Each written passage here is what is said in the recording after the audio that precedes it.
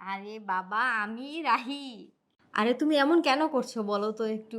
দেখো, ক্যামেরায় আর সামনে সবসময় তো সবকিছু একরকম হয় না। আবার ক্যামেরায় কত রকমের ফিল্টার ইউজ করা হয়, কত রকমের ইফেক্ট ইউজ করা হয়, যার জন্য হয়তো অনেক সময় আমাদেরকে একটু ডিফারেন্ট লুক লাগে। এটা কোনো ব্যাপার না। আমরা তো আমরাই, তাই না? তুমি বসো, বসো। তুমি যত কথাই বলো আমার কাছে মনে হচ্ছে এখানে কোনো ঝামেলা আছে।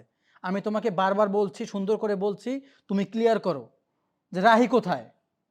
ইসমাইল, তোমাকে আমি বারবার বলছি আমি রাহি, রাহি, রাহি। তুমি বারবার একই কথা কেন বলছো? তুমি আমাকে কি ভালোবাসলে যে তুমি ক্যামেরার বাইরে এসে আমাকে চিনতে পারছো না? না, আমি 100% শিওর তুমি রাহি না।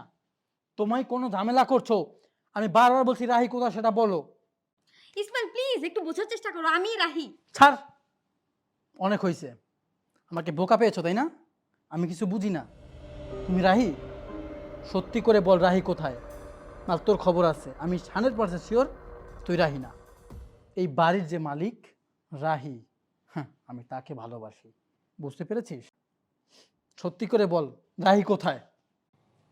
ইসমাইল, আমি তোমার রাহি। কি?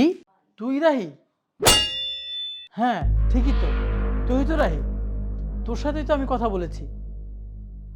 কিন্তু তুই সামান্য কাজের মেয়ে হয়ে তুই কি করে পারলি তুই আমার সাথে প্রেম করতে?